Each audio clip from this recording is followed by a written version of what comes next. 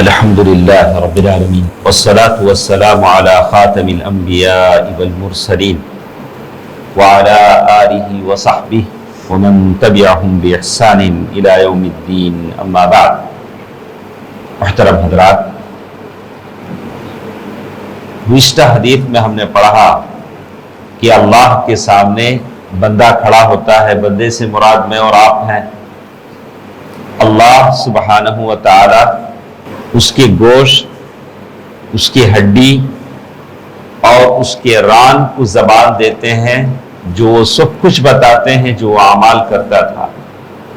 اسی سے جڑی یہ حدیث ہے جو انس بن مالک رضی اللہ تعالی عنہ سے روایت ہے.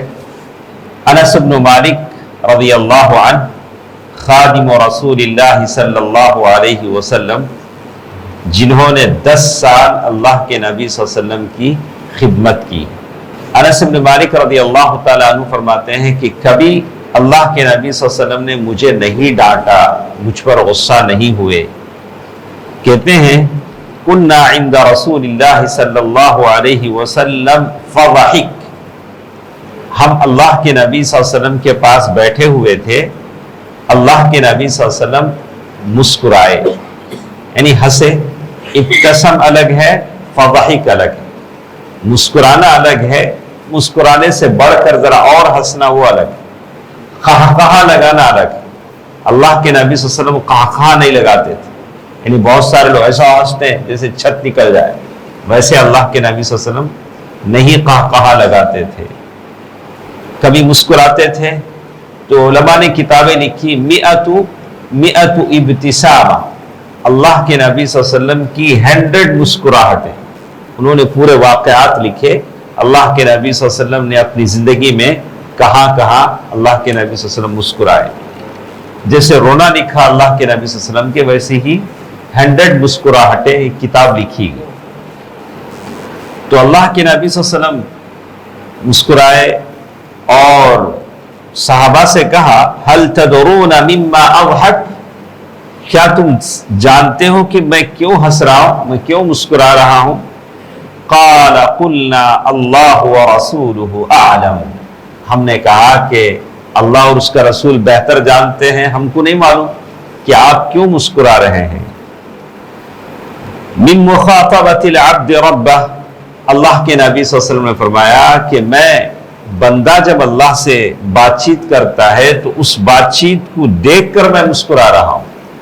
کیسے وہ بات چیت اللہ تعالیٰ سے کرتا ہے؟ یقول یا رب، اللہ تعالیٰ سے وہ کہے گا الم تجرنی من الظلم، اللہ تعالیٰ سے بندہ کہے گا کہ یا اللہ دنیا میں تو مجھے ظلم سے نہیں بچایا تھا، تیرا وعدہ تھا کہ بظلام للعبید، بندوں پر ظلم نہیں کرے گا، تو ظالم نہیں ہے. اللہ تعالیٰ کہیں گے کہ بلا، بالکل صحیح، میں بندوں پر ظلم نہیں کرتا.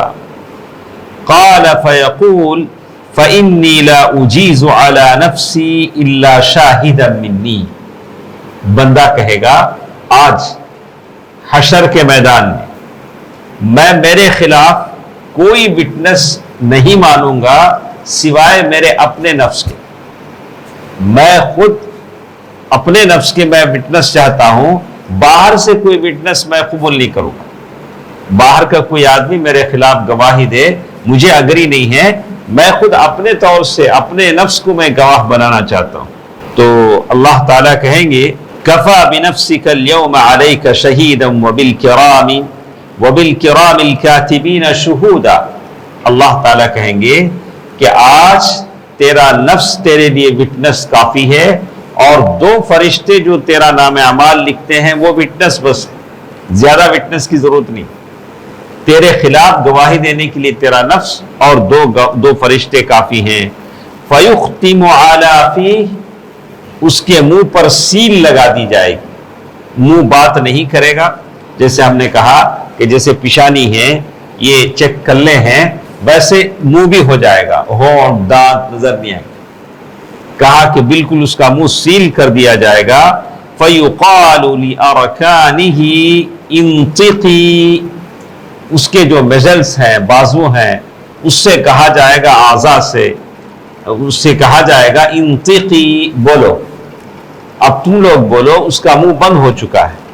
انطقی قال فتنطق باعمالہ، تو جس اعضاء سے، جو جوارح سے جو کام ہوا ہے وہ بولیں گے. آنکھوں سے غلط دیکھا تو آنکھ بولیں گے، کان سے غلط سنا ہے تو کان بولیں گے، اور پیر سے غلط ہوا ہے تو پیر بولیں گے. العیاذ باللہ، العیاذ باللہ. اور پھر کہا ثم یخلی بینہ وبین الکلام، پھر ایک ایسا موقع بھی آئے گا کہ اللہ تعالیٰ اس کا وہ سیل نکال دیں گے، اس کو اور اپنے اعضاء سے بات چیت کرنے کے لیے چھوڑ دیں گے. آدمی اپنے ہاتھ پیر سے بات کرے گا، بات کرتے ہوئے کہے گا فَيَقُولُ بُعْدًا لَكُنَّ وَسُحْقًا، اے ہاتھ پیر تم برباد ہو، اے آنکھ پیر اے اعضاء تم برباد ہو. فَعَنْكُنَّ كُنْتُ أَنَابِلْ، ارے میں تمہارے وجہ سے دنیا میں اتنا لوگوں سے لڑتا تھا، اور تم کو جہنم سے بچانے کے لیے میں نے اللہ سے بات کی، اور تم میرے خلاف وٹنس دیتے ہو، میرے خلاف گواہی دیتے ہو. تو ساری حدیث اللہ تعالیٰ کے عدل، اللہ تعالیٰ کے جسٹس، انصاف کو بتاتی ہے، اور وہی ہم کو، مجھے آپ کو یہ پیغام دیتی ہے کہ یہ ہاتھ پیر جس کو ہم اتنا دھوتے صاف کرتے، اتنا یہ چہرہ، یہ آنکھیں جن کی اتنی ہم حفاظت کرتے ہیں، یہ سب کے سب کل اللہ کے پاس وٹنس ہیں. اللہ تعالیٰ مجھے اور آپ کو اللہ تعالیٰ سے ڈرتے رہنے اور اللہ تعالیٰ سے ڈر کر زندگی گزارنے کی توفیق دے. آمین. والسلام علیکم ورحمۃ اللہ وبرکاتہ.